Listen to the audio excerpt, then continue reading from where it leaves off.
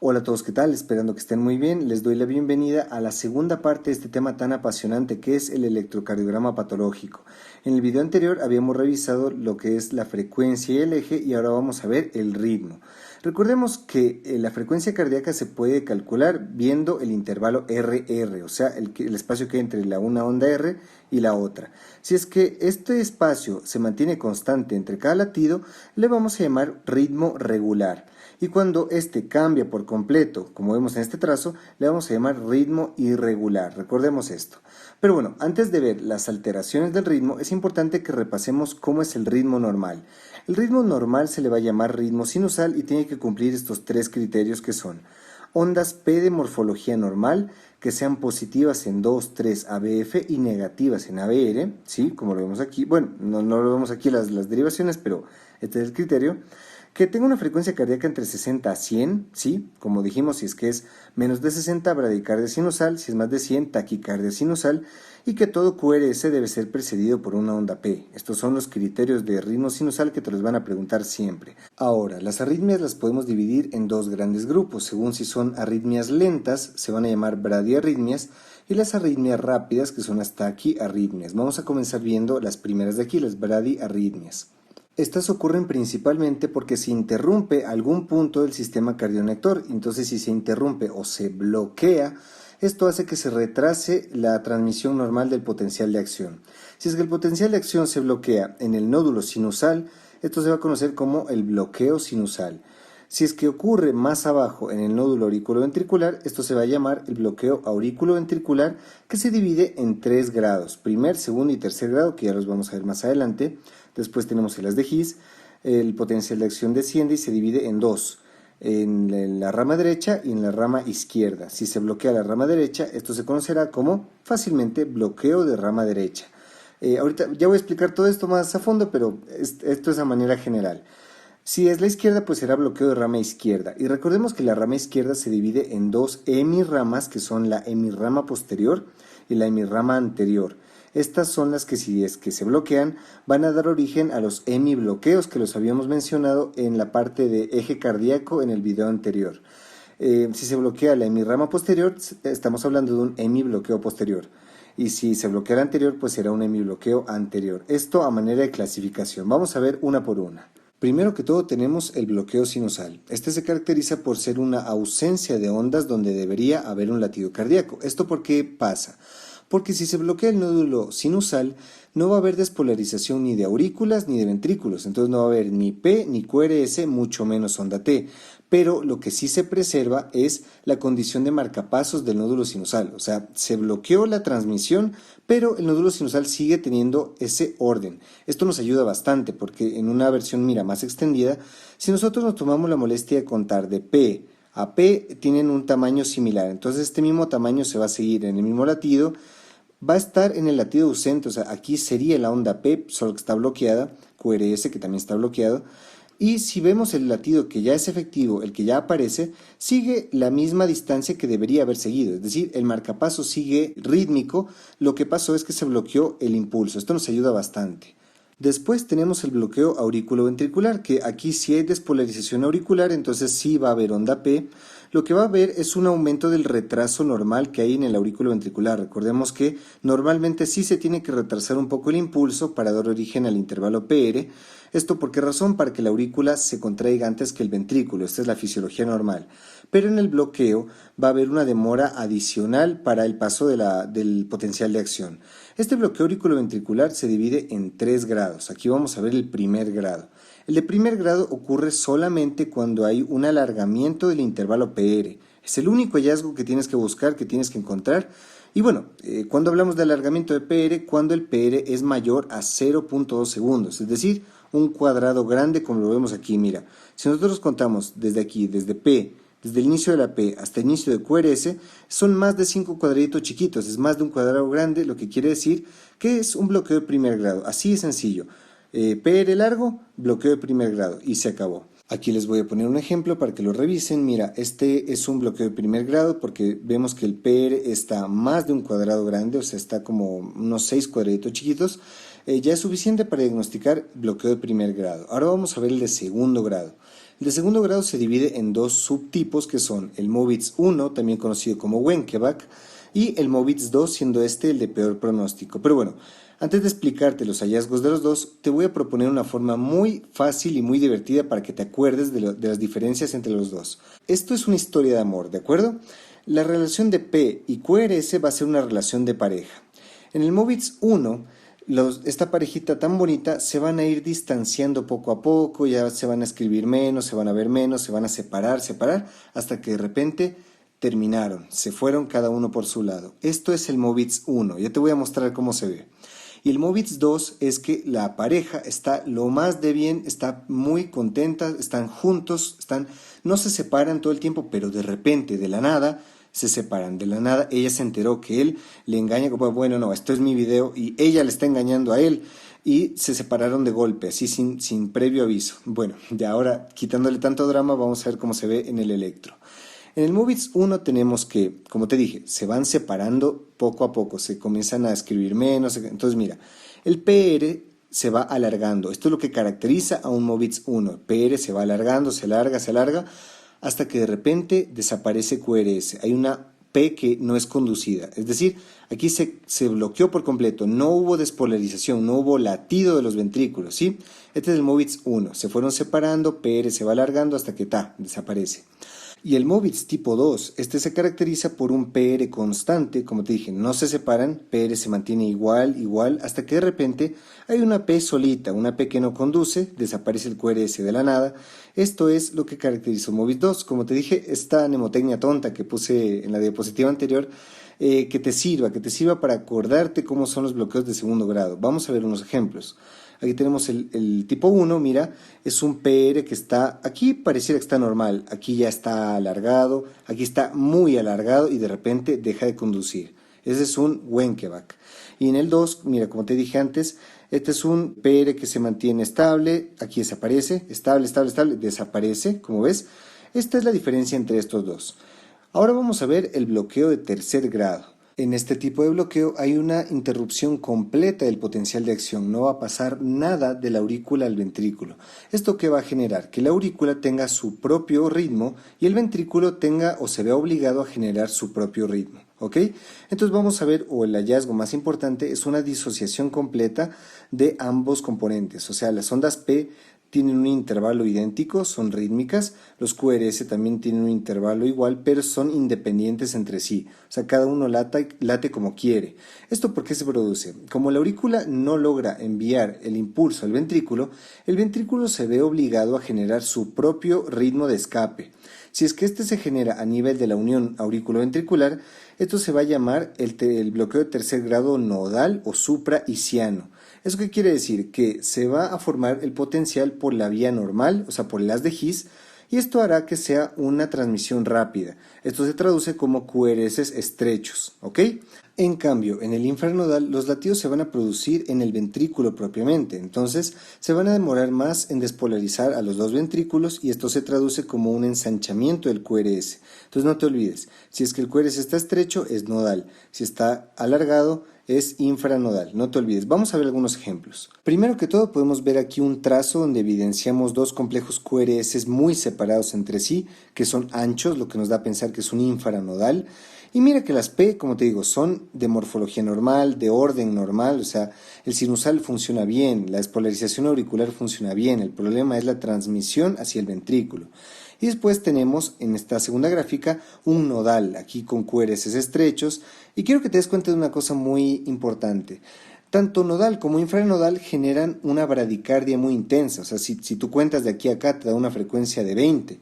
Esto condiciona bastante la vida del paciente, sus actividades, por consiguiente tiene una prioridad máxima en cuanto a tratamiento. Ahora vamos a ver los bloqueos de rama, que es muy importante que te fijes en estas características. El bloqueo de rama, principalmente la característica fundamental que no se te puede olvidar, es que hacen QRS ancho. Esto es lo primero que debes pensar. QRS ancho, lo primero que debes pensar, bloqueo de rama. ¿Por qué razón?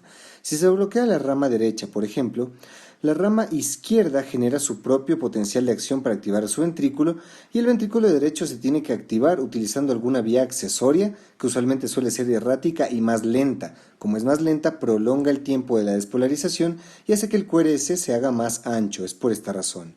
Y el eje se mantiene normal, acuérdate de estas dos cosas. En cambio, en el hemibloqueo ocurre todo lo contrario.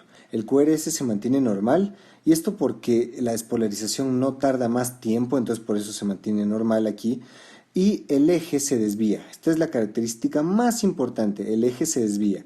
¿Y de qué manera se desvía? Si se bloquea la rama anterior, esta anterior que se va más hacia la derecha, la hemirrama posterior toma el control y hace que el impulso se vaya más hacia la izquierda.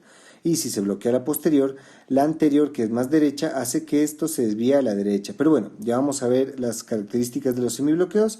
Vamos a comenzar viendo los bloqueos de rama. Y como te dije antes, característica fundamental para hablar de bloqueo de rama, que el QRS esté más de 0,12 segundos o 3 cuadraditos, ¿ok? Primera cosa que vamos a ver. Segundo, si hablamos de bloqueo de rama derecha, como te dije antes, si se bloquea la rama derecha, este ventrículo se tiene que activar utilizando una vía accesoria. Entonces, como se demora más, si utilizamos derivaciones que ven el corazón desde la derecha, como B1 o B2, vamos a encontrar un patrón de R pequeña, una S y luego una R grande, que esta R grande corresponde a la despolarización tardía del ventrículo derecho, ¿verdad? Este patrón se le conoce como el R y SR mayúscula, yo le llamo el R señor para acordarme más fácil. Y si vemos desde derivaciones de cara lateral, o sea, 1, ABL, B5, B6, vamos a encontrar la famosa S empastada. Esto es como el reflejo, lo que vemos desde el otro lado del corazón, de la despolarización tardía del ventrículo derecho. Ahora, en el bloqueo de rama izquierda tenemos que se afectan los tres vectores de despolarización, haciendo que el impulso tiene que descender por la rama derecha y en su porción distal recién se puede originar el B1. Este se fusiona con los otros vectores para formar una sola corriente que se irá hacia la izquierda y esto se traduce en el electro como, si lo vemos desde derivaciones derechas, o sea B1, B2, como se alejan de acá, vemos una gran onda negativa que se representa como el patrón RS o patrón QS, o sea, una fusión de Q y de S, digámoslo así. Y desde el lado izquierdo o cara lateral, lo que viene a ser las derivaciones 1, ABL, B5, B6, vemos la famosa R mellada. ¿Esto por qué? Porque como se fusionaron los vectores, es como si fuera una doble despolarización tardía del ventrículo izquierdo. Estos vendrían a ser los criterios de bloqueo de rama. Y en cuanto a los hemibloqueos, aquí les pongo los criterios y recordemos lo primero, QRS normal. Lo segundo, eje desviado, que en el caso del hemibloqueo anterior es a la izquierda y el hemibloqueo posterior a la derecha. Y tenemos otras características importantes que son la morfología QR o predominio de ondas positivas en 1 y ABL de cara lateral y en 2, 3 ABF que son de cara inferior, predominio de S. Bueno, esto realmente suena muy extraño, vamos a ver un ejemplo. Aquí tenemos un electro que, bueno, para hemibloqueo solo nos vamos a fijar en las derivaciones uni y bipolares, es decir, la parte izquierda del electro. ¿Qué tenemos? Primero, eje desviado a la izquierda. ¿Por qué? Igual, como vimos en el video de cálculo de eje cardíaco, la manera fácil o re fácil, 1 positivo, ABF negativo, es que el eje está desviado a la izquierda, fácil. QRS estrecho, ahí ya tenemos dos de las características, y en las derivaciones de cara inferior tenemos el patrón RS, como lo vimos, ¿sí? RS. Aquí, estas se van hacia abajo, y en 1 y ABL, que son de cara lateral, tenemos el patrón QR, ¿sí? Estos serían los criterios de hemibloqueo anterior. Entonces, mire, este es un electro con hemibloqueo anterior. Y en cuanto a hemibloqueo posterior, es lo mismo, pero al revés, o sea, eje desviado a la derecha, ondas predominantemente negativas en cara lateral y ondas predominantemente positivas en cara inferior. Veamos el ejemplo. Aquí tenemos eje desviado a la derecha porque ABF es positivo, pero 1 es negativo. Y aquí tenemos lo mismo. Estas 2, 3 ABF son de predominio positivo y 1 y ABL son de predominio negativo, cumpliendo así los criterios que ya habíamos mencionado. Muy bien, ahora vamos a ver las taquiarritmias. Estas ocurren cuando hay un aumento del automatismo, cuando hay impulsos ectópicos o por vías accesorias, o aumenta la velocidad del impulso cardíaco a nivel de algún tejido del sistema cardionector. Cualquiera que sea la causa, va a generar un aumento en la frecuencia de latidos tanto de la aurícula o del ventrículo o de ambos. Estas se pueden dividir en dos grandes grupos, las supraventriculares y las ventriculares. Una característica que las separa a las dos es el ancho del QRS.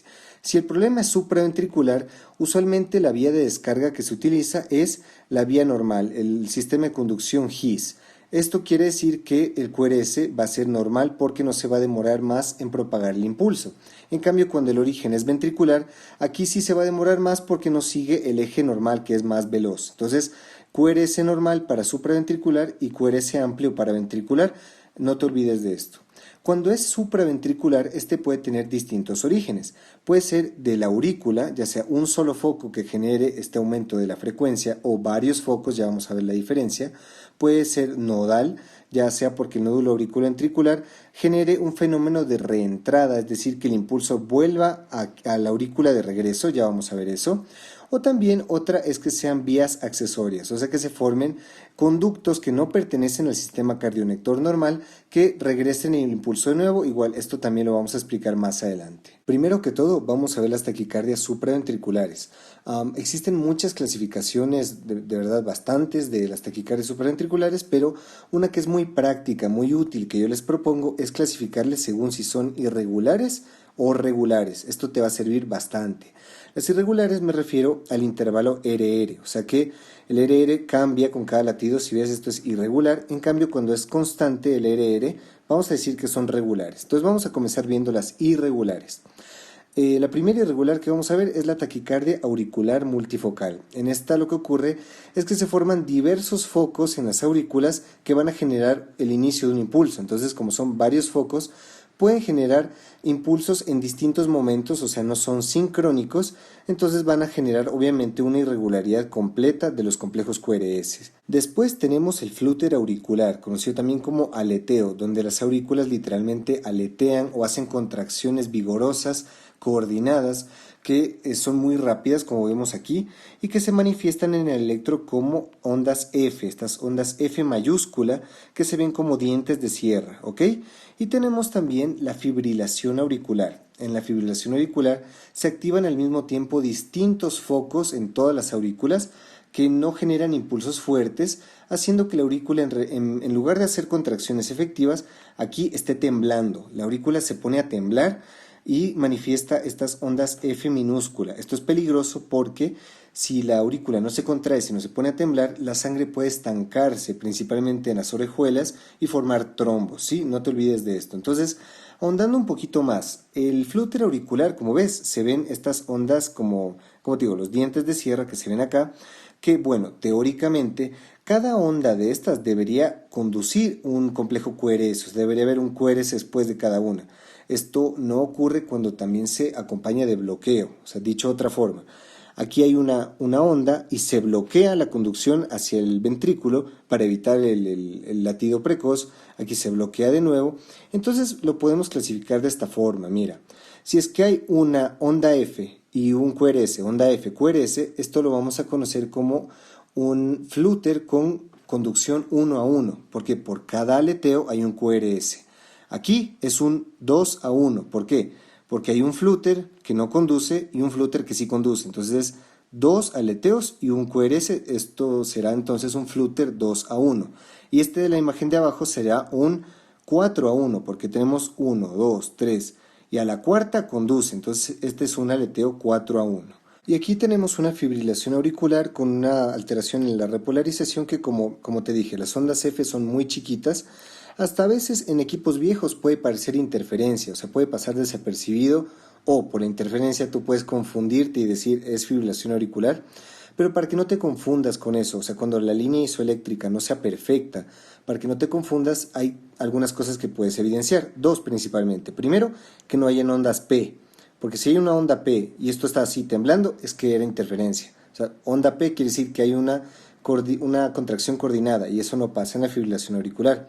Y la otra cosa sería el intervalo RR, porque igual los ventrículos están haciendo contracciones no rítmicas y como ves la frecuencia cardíaca va cambiando. Entonces esos serían dos hallazgos importantes para que no te confundas. Muy bien, ahora vamos a ver las taquicardias supraventriculares regulares, es decir, las que tienen un intervalo RR constante. Aquí tenemos que diferenciar si se trata de una taquicardia sinusal o fisiológica versus una supraventricular, que esta ya es la patológica. La taquicardia sinusal es la que ocurre en el ejercicio, en la angustia, en el pánico. Lo más importante que debe recordar es que el nódulo sinusal sigue siendo el marcapasos del corazón. Esto lo podemos evidenciar porque la onda P está presente, tiene una morfología y una duración normales y preceden a un QRS. Y otra cosa es que el nódulo sinusal trabaja hasta 100 latidos por minuto y hasta se puede extender hasta 150. Pero más allá de 150, pensamos que el foco que está originando la taquicardia realmente está ocasionado por otro problema. Y después tenemos las taquicardias supraventriculares. La mayoría de estas se manifiesta como taquicardia supraventricular paroxística. Paroxística quiere decir que es episódica, aparece cuando el paciente tiene un electrocardiograma normal, está tranquilo y de repente le agarra una crisis de taquicardia súbita y por las mismas desaparece de manera súbita. Eso significa que sea paroxística. En la taquicardia supraventricular, como el impulso no se origina en el nódulo sinusal, las ondas P tienen una morfología alterada, primera cosa. Segunda cosa, suelen tener frecuencias cardíacas mayores a 150 y tercera característica, como ya les había dicho antes, es que no pueden ser explicadas por situaciones fisiológicas como la sinusal, sino que aparecen de golpe en una situación de reposo o bajo ciertos desencadenantes. Las taquicardias supraventriculares pueden originarse por dos mecanismos, por reentrada intranodal y por vías accesorias. Vamos a explicar cada uno. En la taquicardia de origen nodal, el problema va a estar en el nódulo auriculoventricular. Tenemos que existen dos vías para que descienda el potencial de acción, la vía lenta o vía alfa y la vía rápida o vía beta. Normalmente el impulso desciende por la vía lenta, pero en esta enfermedad va a haber un mecanismo de reentrada, es decir, que la despolarización entre de nuevo, aprovechándose de la vía rápida, para ir a hacer una despolarización ascendente, o sea, se regresa el potencial de acción hacia las aurículas, haciendo que éstas se contraigan de nuevo. Esto va a ocasionar una onda P, que como se está yendo hacia el sentido contrario, esta onda P va a ser negativa y se va a localizar justo en el momento de la despolarización del ventrículo, o sea, en el QRS. Lo podemos evidenciar de esta forma. Este empastamiento, o se le conoce como onda pseudo-S porque justo está donde debería estar la onda S, pero la estira de cierta forma. Este pseudo-S es característica de esta taquicardia que le vamos a llamar taquicardia por reentrada intranodal. Y el otro mecanismo son las taquicardias por vías accesorias, es decir, que se forme una vía que no pertenece al sistema cardionector normal y que conduzca el potencial de acción. Tenemos dos mecanismos en los que esto puede ocurrir, que es el mecanismo ortodrómico y el antidrómico. El ortodrómico quiere decir que el potencial de acción baja de manera normal utilizando el sistema His-Purkinje, pero se regresa hacia las aurículas por la vía accesoria. En cambio, el antidrómico es lo contrario. El impulso desciende por la vía accesoria y se regresa por el sistema normal, el cardionector normal. ¿Qué diferencia van a tener en el electro? Que la que sea ortodrómica, como utiliza el sistema normal, que es el más rápido, va a tener un QRS estrecho. En cambio, la antidrómica, como desciende por una vía accesoria que no es tan rápida ni especializada como el sistema normal, esta va a manifestarse como un QRS ancho. ¿Cuál de las dos es más frecuente? La ortodrómica. Aquí te pongo un ejemplo. Mira que en la taquicardia ortodrómica ocurre lo mismo. Como se regresa el impulso, va a generar una deflexión negativa, pero como el impulso se transmite por la vía normal, el QRS se mantiene normal, el impulso baja, luego sube para poder pasar la vía accesoria. Esto hace que la deflexión negativa no se localice en el QRS sino después. Esto sería lo que le diferenciaría de la taquicardia por entrada intranodal. Un ejemplo muy frecuente de taquicardia por vía accesoria es el síndrome de Wolff-Parkinson-White. En este, los pacientes de nacimiento tienen una vía accesoria conocida como el haz de Kent. Este haz de Kent comunica aurículas con ventrículos sin seguir las reglas normales de la unión aurículo-ventricular. Esto va a generar lo que ocurre en esta enfermedad es que hay una preexcitación de los ventrículos antes de que llegue el impulso como tal. Entonces, como se preexcitan, va a cortar el intervalo PR, va a hacer un empastamiento del QRS de la parte inicial. Esto se conoce como la onda delta, ¿sí? Y por consiguiente, esta formación de onda delta va a hacer que el QRS se haga ancho. Esta es la triada del Wolff-Parkinson-White, nunca te olvides. PR corto, QRS ancho, onda delta. Esto es lo que está en el electro del paciente la mayoría del tiempo, pero como está presente esta vía accesoria, el paciente está especialmente predispuesto a generar taquicardias supraventriculares paroxísticas, o sea, el paciente está tranquilo con su ritmo normal y de la nada genera una taquicardia que puede llegar incluso a fibrilación auricular. Así que estos pacientes sí o sí tienen que tener un tratamiento ni bien se detecte la enfermedad. Muy bien, ahora vamos a ver las taquicardias ventriculares, aquellas donde el foco que genera la taquicardia se localiza en el ventrículo como tal. El primer tipo que tenemos es el complejo ventricular prematuro o extrasístole ventricular. Como les había dicho antes, como el impulso no se genera por la vía normal, va a demorarse más en cubrir a los ventrículos y se manifiesta como un QRS ancho. Entonces, este latido adicional, este latido que se sale del orden que ya llevaba, se conoce como extrasístole ventricular y se diferencia de la extrasístole auricular por la morfología.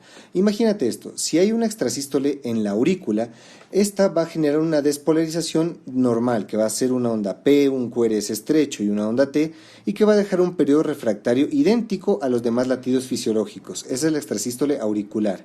En la ventricular, como se origina en algún segmento de los ventrículos, se va a caracterizar por ser un QRS estrecho con una morfología completamente diferente a los latidos previos.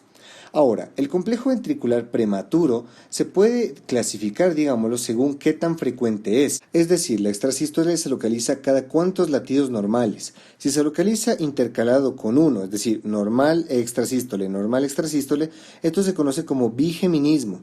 Si es que hay dos normales y extrasístole, es trigeminismo, y si hay tres más el extrasístole, eso es cuadrigeminismo, es la nomenclatura.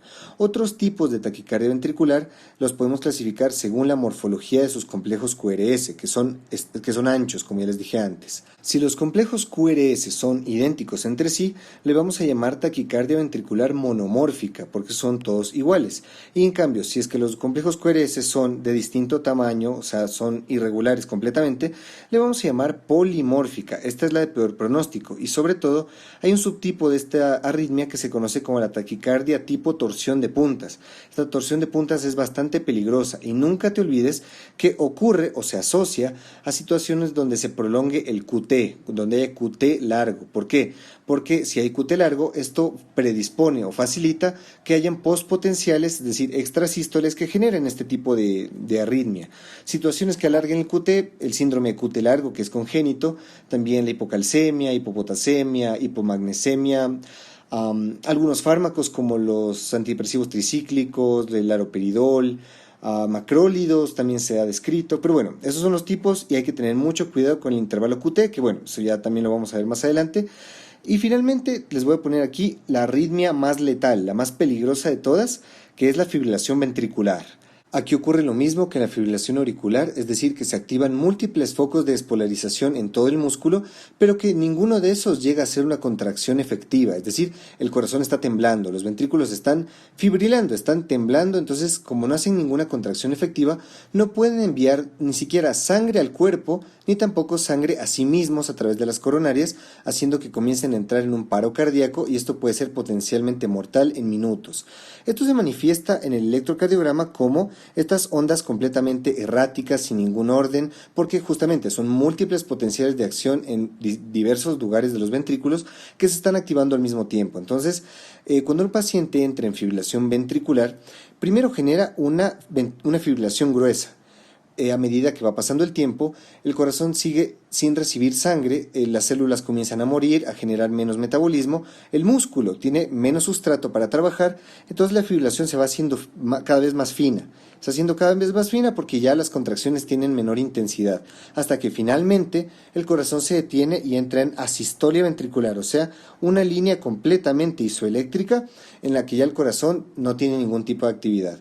¿Qué se debe hacer en estas situaciones? Si es que está fibrilando todavía, desfibrilar con un choque eléctrico. Si es que está en asistolia no podemos usar el choque eléctrico porque el corazón entraría en un paro vagal irreversible. Así que cuando está en asistolia lo mejor que se puede hacer es maniobras de RCP. Haces RCP, llega un poquito de sangre al corazón por las maniobras, el corazón regresa a fibrilar y ahí pones el choque y le salvas la vida. Y bueno, con esto concluimos la segunda parte del electrocardiograma, seguramente la parte más larga y más difícil de comprender, pero la hice bastante completa y espero que les haya gustado. También les tengo una noticia, voy a subir unos videos de electrocardiogramas para practicar, para que todo lo que estás viendo ahora lo puedas poner en práctica con estos ejercicios que te voy a poner. Si tienes cualquier duda, comentario o sugerencia, pónmela en los comentarios, ya sabes lo que siempre digo en todos los videos, y que te vaya muy bien en los estudios, te espero en la tercera parte.